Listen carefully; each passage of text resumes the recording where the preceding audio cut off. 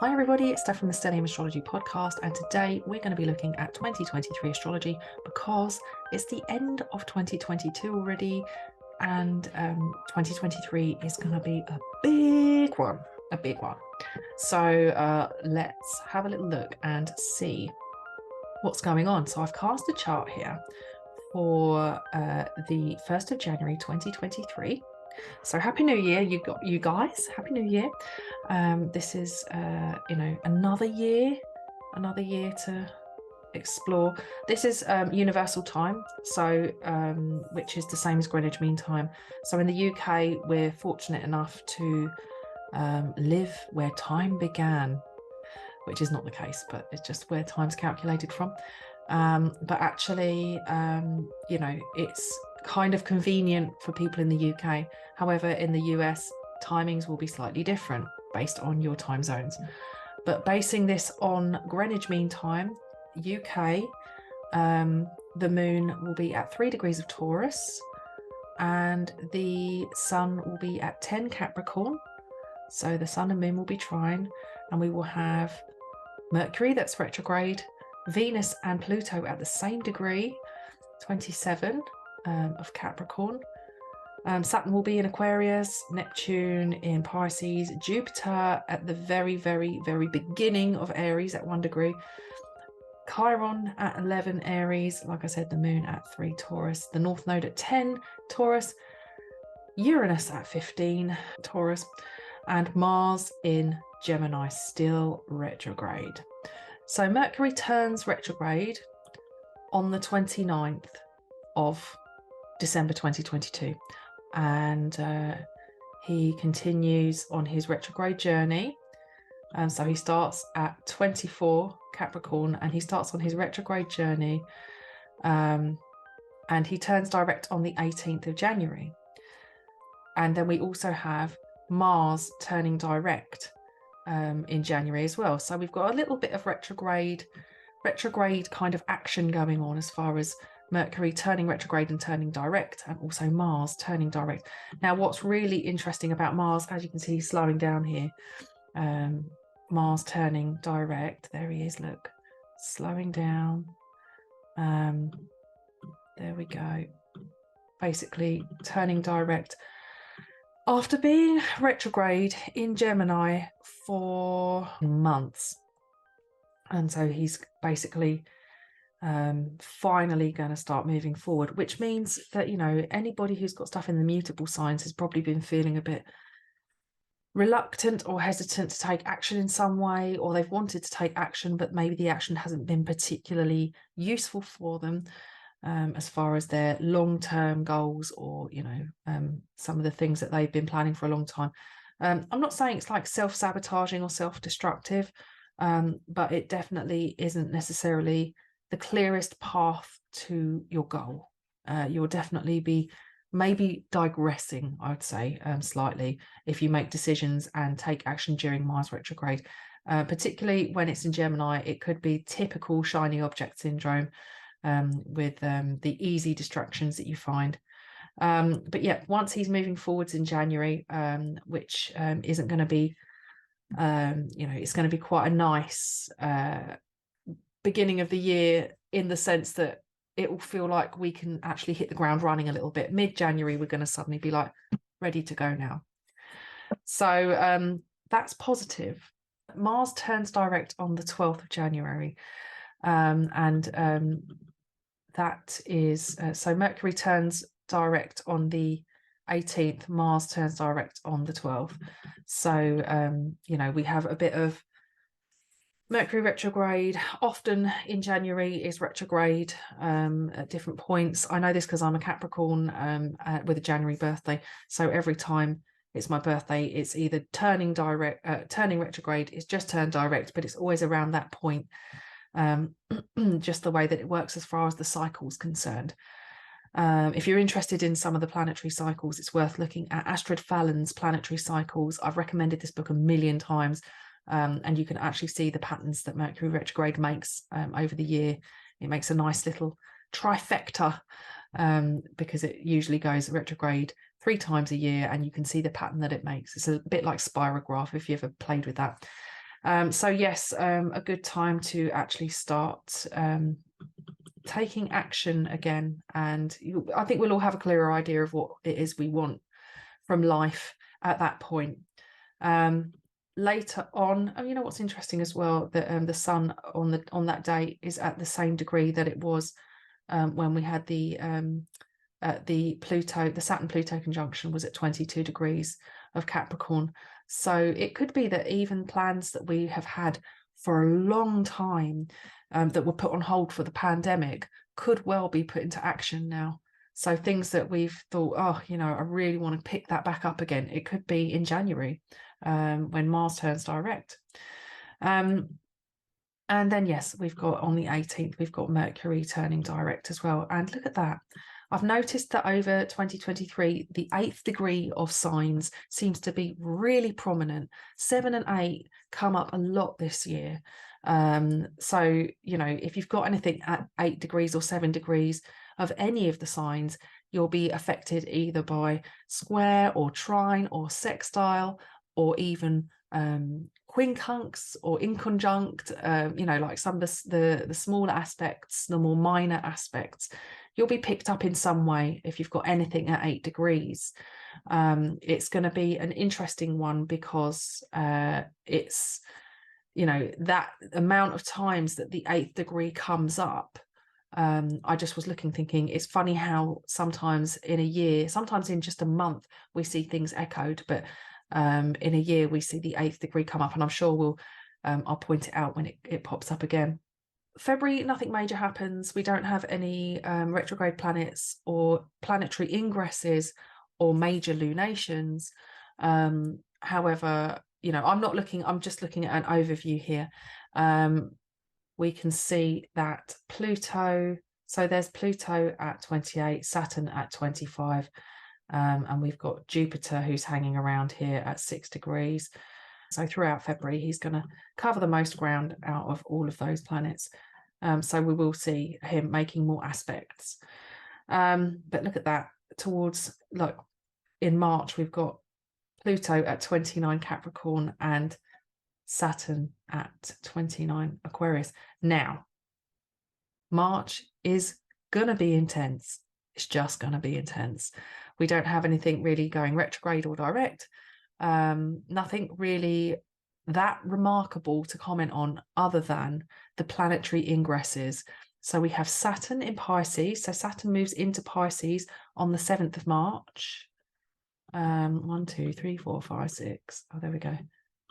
So there we go. So yeah, later in the day on the 7th of March, we have Saturn moving into Pisces.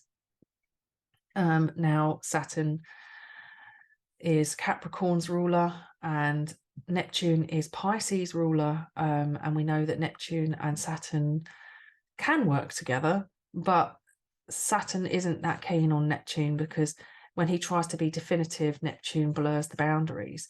What's good about Saturn in Neptune is there is a clarification that occurs. So it's almost like if you've ever been on one of those boats on holiday where they've got glass bottom and you can look down and you can see all the fish. Saturn has an ability to clear things up so you can see better. However, Saturn, as far as you could think of like Saturn in Pisces as an anchor, rather than being so floaty, it can literally help you to ground in the watery realms. But it's not a bad thing. You know, it's not like I'd really hate using terms that are bad or good. Is it a good thing? Is it a bad thing? It's just not the kind of language that I feel is useful when it comes to looking at transits, because Saturn's going to be in Pisces for the next 2.5 years, roughly. So actually, you know, he's got a lot of work to do there, and there's a lot of Pisceans who are going to get a lot of grounding. And they're going to be able to anchor themselves into projects and, you know, get serious about something. So it's not a bad thing.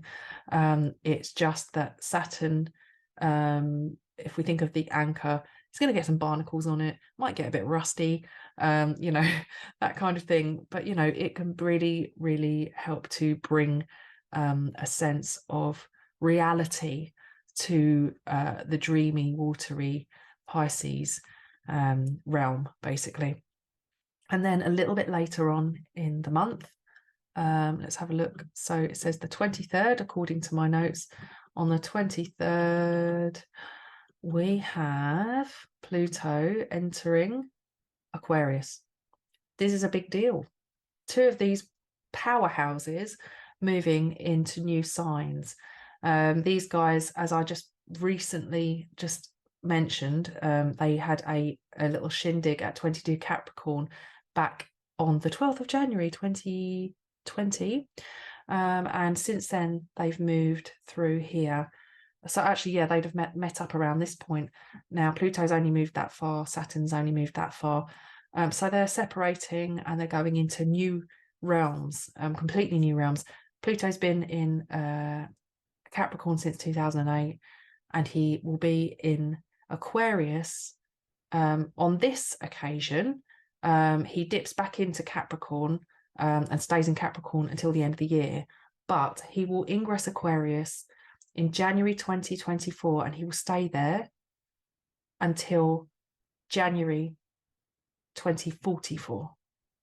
So that's 20 years. That's 20 years in a sign. It's just mind-boggling, isn't it? So yeah, he's going to be in Aquarius for a long time. So we better get used to it. And yep, so Saturn being in it, the other thing is as well, you know, Saturn is the traditional ruler of Aquarius. So he still kind of communicates with Pluto in a sense, in a traditional sense. The modern ruler of Aquarius is Uranus, who is in Taurus. So Pluto is in a sign that is familiar through fixity. And also, as he is the ruler, the modern ruler of Scorpio, there is an understanding of the fixity. But, you know, they're in signs that are square each other. So it's quite dynamic. So let's move forward. We have got in April, we have got, oh, one last thing. In Mars moves into Cancer. So Mars moves into Cancer. Here he is up here. He finally leaves Gemini after being in Gemini for since August 2022. So he's finally leaving in March. So Pluto, Saturn, and Mars all leaving a sign in March. And Mars is the traditional ruler of Scorpio. Pluto is the modern ruler of Scorpio.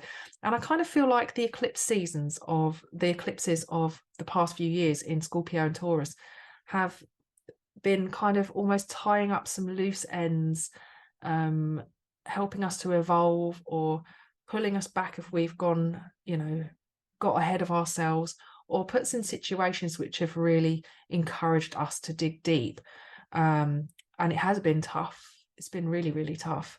But these eclipses have tested us and really shown us our strengths and our weaknesses.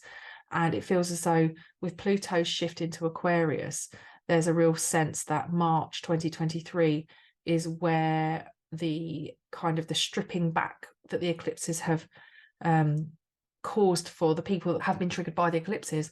This is kind of the preparation work in order for the new phase to start. It's just my thoughts on the subject. So next March is looking really interesting. And then we move into April, which is, as you can see, the nodes are moving backwards. We have eclipses. The eclipses are shifting. So now we're in April, 5th of April. And what have we got here? April on the 21st, we have Mercury retrograde. And we also, on the 20th, we have an eclipse. So let's have a quick skip ahead. So the 20th, we have an eclipse. So the North Node is still in Taurus, but the Sun is in Aries,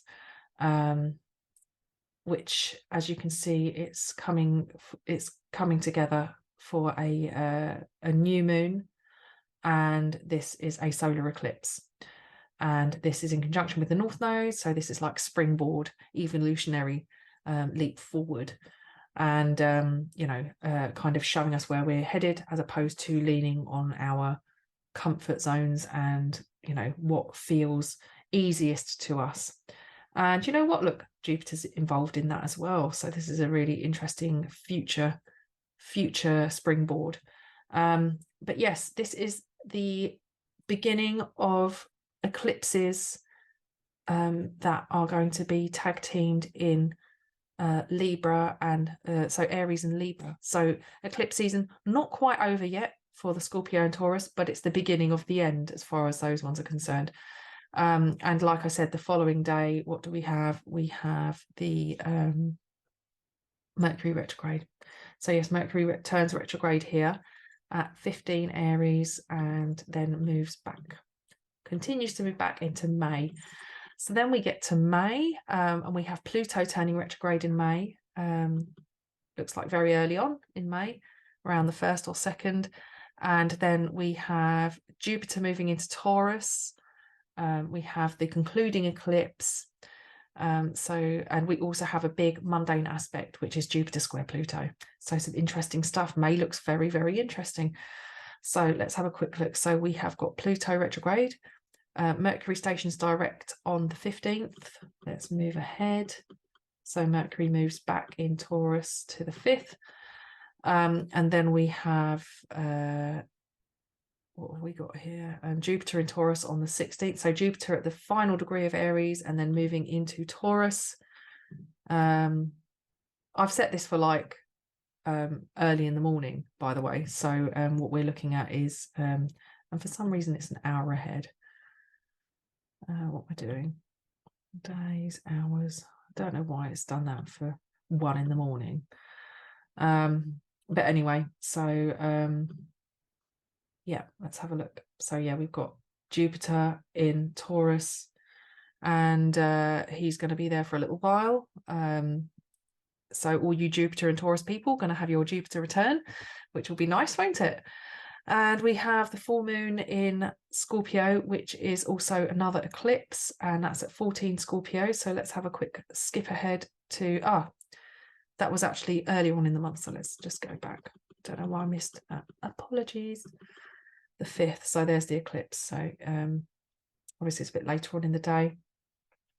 But yeah, so we've got it, the eclipse with Mercury retrograde involved, Pluto at the late degrees, Jupiter at the late degrees.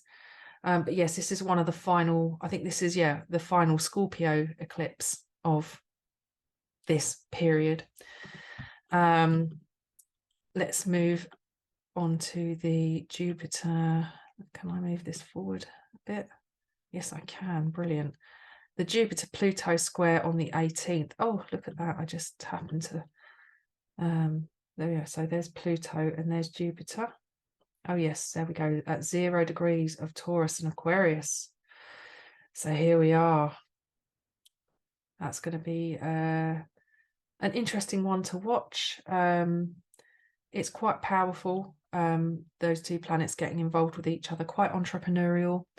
And obviously there's going to be some challenges because it's the square, so it's going to be noticeable friction, particularly if you've got anything around the early degrees of the fixed signs or the late degrees of the cardinal signs. So keep your eyes peeled for the 18th of May and approaching that, because you'll probably have a bit of planetary PMT. June, we have got Saturn retrograde at 7 Pisces, which there is a blue moon in August that also occurs at 7 Pisces. And we have Neptune retrograde at 27 Pisces. We also have Pluto retrograde in Capricorn, and that's on the 11th. So that means that Pluto moves back into Capricorn. So if we have a little look at that, and that's about as notable as it gets for June. So let's have a quick scoot through. We have got the 17th, the 30th, the 11th, the 17th, and the 30th. So the 11th is Pluto retrograde moving into Capricorn. There we are. Then we have the Saturn turning retrograde. There he goes. He's red. He's retro. And then we have Neptune retrograde towards the end of the month. There we go. Keep your eye on Neptune there. He's just turned retrograde as well. Into July, we have got Venus retrograde. So we've got Venus retrograde, and then we also have this month, we have the North Node, the mean node, which is the average calculated point for the lunar nodes, moving into Aries. So the average calculated point will move in on the 12th of July, and the actual true position of the nodes calculated, which they're much more erratic and move backwards and forwards constantly, will ingress Aries on the 17th. So let's have a quick skip forward at the node. I think I've got the mean node calculated. So there we go. Yeah, on the, so we've got the mean node north and south there at the final degrees of Aries and Libra. And that's showing up on the 13th, but actually my my software, it's later on in the day, I have to keep saying. Yes, and then so that's the mean calculated point, and then the 17th is when the true node actually goes in as well. Your choice, it's personal preference on which node you decide to choose. I think they're both kind of interesting because they're both essentially hypothetical points. They're real points where the sun and moon cross over. The paths of the sun and moon cross. These are the eclipse points, so they're very, very important. But whether you want to go for true or mean is down to your personal preference and personal exploration. Okay, so ahead we go to the 23rd, and that is Venus retrograde, and Venus turns retrograde at 28 Leo and then moves back. So that's going to be another interesting one to watch. Issues of equality and what's fair and what's not often come up during these times. In horary astrology, if you're asking questions and you said, where's my earring? Where's my earring gone? Often when you see Venus in Leo, it's telling you to look under the bed. So whenever I see Venus in Leo, I always think of the bed. Okay, now moving into August, we are still with Venus retrograde. Mercury retrograde on the 23rd of August, and that's at 21 Virgo. Uranus retrograde on the 29th, and we also have a blue moon, a blue full moon at 7 Pisces. So that's where Saturn turns retrograde earlier on in the year. So I feel like those may be connected in some way. The blue moon is on the 31st. So it's all towards the end of the month. We've got the 23rd, the 29th. There we go, the 23rd. We've got Mercury retrograde. So Mercury's turning retrograde there. And pow, he's red in Virgo. And then we have Uranus retrograde on the 29th. And then we have the blue moon in conjunction with Saturn retrograde. So yeah, a blue moon in Pisces, super dreamy, with Saturn and Neptune both in Pisces at the time. And Mercury retrograde in Virgo opposing, wide, but it's there. So yeah, an interesting looking blue moon, which is the second full moon in a calendar month. So that's that. Let's move on to September. So in September on the 4th, we have Venus stationing direct. So there we go. Venus currently at about 12 Leo there, stationed direct. We have Jupiter turning retrograde, and that's on the 4th also. So there we go. We have Jupiter turning retrograde at 15, and we have Mercury stationing direct on the 15th. So there we go. And he stations direct at 8 degrees. See? It keeps popping up. It's interesting, this 8th degree, isn't it? Moving along now, October, we have got Pluto stationing direct in Capricorn on the 11th of October. So there we go. Pluto is grinding to a halt at 27 degrees Capricorn, and then pow, he's direct again. Stays there in Capricorn until January 2024, but he works through the final degrees. He's got some loose ends to tie up. There's a lot more he has to tear down first. We have to lose a lot more faith in the existing structures and how things are currently being done, whether we like it or not.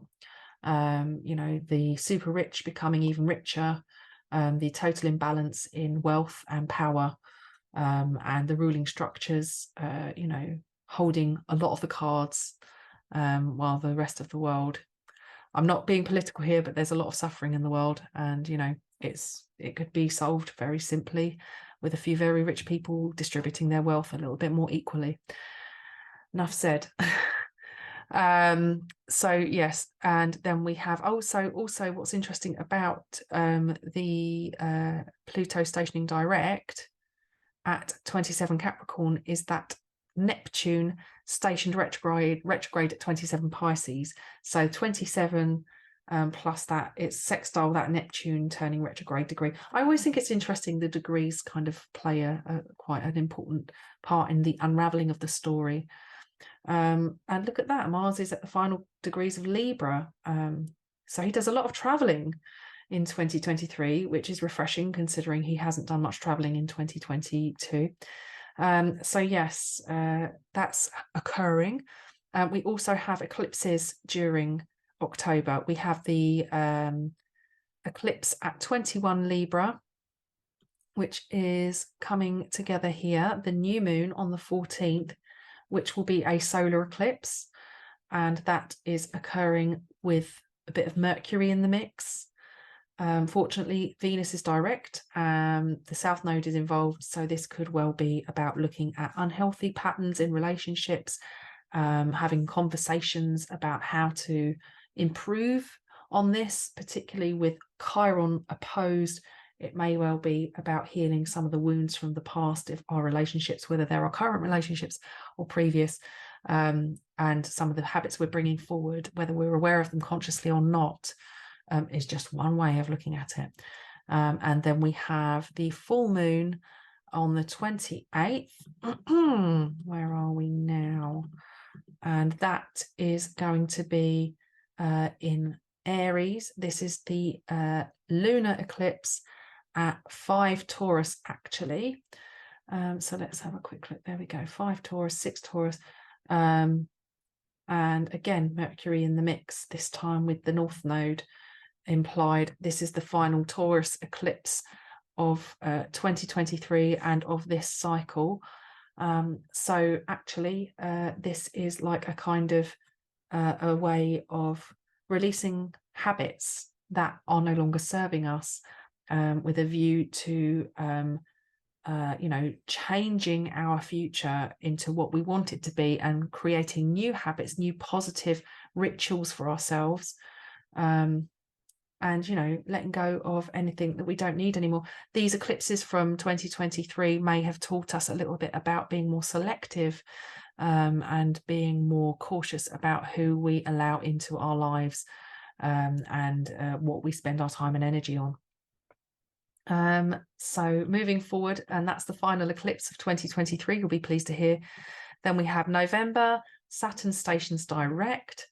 So let's have a little look on the 4th of November.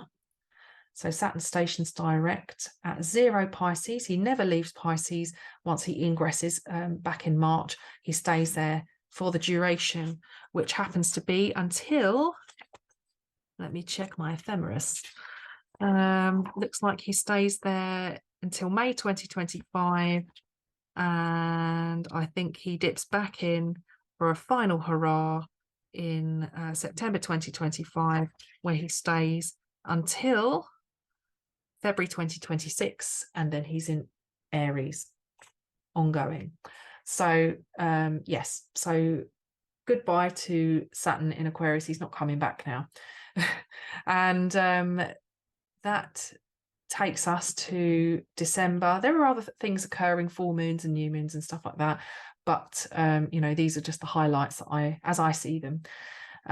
So December, we have got on the 6th of December, we have Neptune at 24 Pisces, and he is stationing direct. Wow, I'm still in November. Come on, December. Yeah, so stations direct at 24 Pisces. We have Mercury turns retrograde on the 13th of December. So let's click forward to the 13th.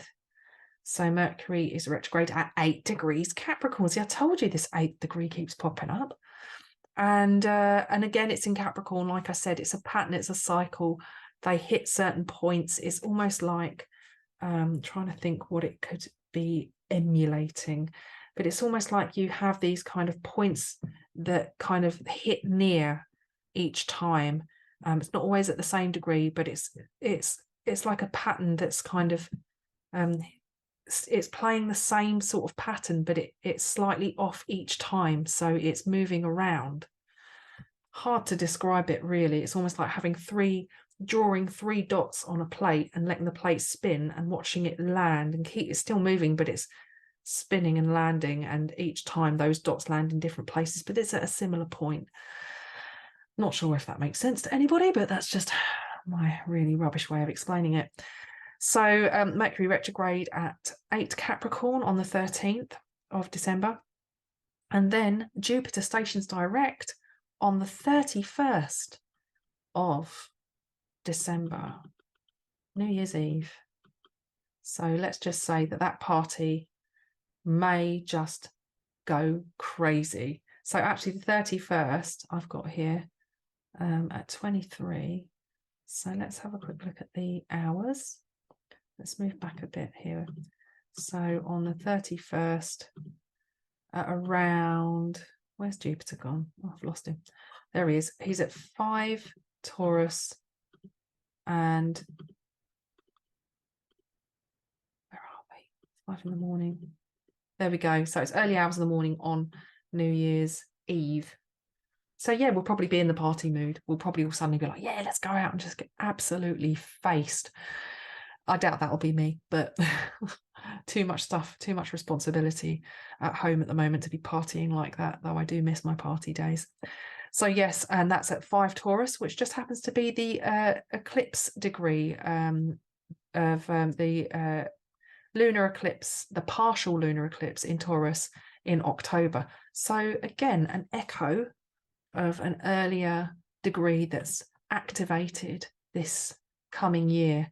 So that I feel will be connected in some way. What occurs on the lunar eclipse may also be part of your process in your at least writing your New Year's resolutions and your intentions stepping in to 2024. And just as a little bonus for you guys, as I mentioned, Mercury stations direct on the 2nd of January 2024. Oh, I'm on the hours now, aren't I? I'm on the hours. Let's just go into the months, the days. There we go. So Mercury stations direct on the 2nd, and that's at 22 Sag. And then on the 19th, there we are, we have Pluto. There we go, Pluto at 29 Capricorn. Oh, and the Sun at 29 as well. Oh, that is going to be a really intense day. That is going to be an intense day. I feel like this is going to be political arena hotting up. We've got the moon entering Gemini at 0 degrees. We've got Sun and Pluto at the 29th degree of Capricorn, just moving in there. There you go, Sun's in and sun's out, guns out, literally. That's the combination. That's the combination. There you go. And yeah, we've got Pluto that's moved in. So that's on the 21st of January. I may have said the 19th earlier for some reason. I've written that down, but that is not the case. Pluto in, yeah, don't know why. I think I just had a bit of a brain fart. Pluto in Aquarius on the 21st of January. Moon nicely trine in Gemini. And that is where Pluto will be living. I know why I said the 19th, because that's where he stays until the 19th of January 2044. So he'll be staying there from that point onwards for basically 20 years. Crazy.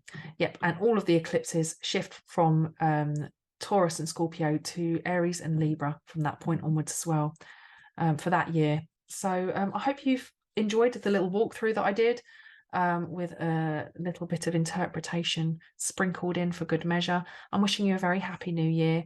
It's going to be an interesting one. I think March and May are definitely going to be months to be tuned in and paying good attention to. And hopefully this has given you an opportunity to think about your own chart and what's coming up. I'm going to create a little handheld, pocket-sized, diary-sized printout with just the notes of the major ingresses, the retrograde planets, the eclipses, and some of the mundane aspects, which you can get from the Patreon page if you're one of my patrons. I have 2 tiers for my patrons. I have one that are just for people saying thank you for the work that I do on the podcast for a very small fee. Can't remember how much it is now, really, really small. And then for, I think, about $4 or $5 or pounds, you can get bonus content from me, downloads and all sorts of things like that. So I've got 2 tiers for you if you want to support the podcast in any way. It's really helpful if you support me because at the moment time is not on my side, and having support enables me to create more time to do the work, believe it or not. So consider, if you like this podcast and you'd like me to do more work on it and to be able to develop it much more and create a lot more interesting content for you guys, supporting the podcast through Patreon is one of the ways that you can do that for me. Okay, guys, it has been fun exploring 2023 with you guys, and I'm wishing you a very happy new year. Bye.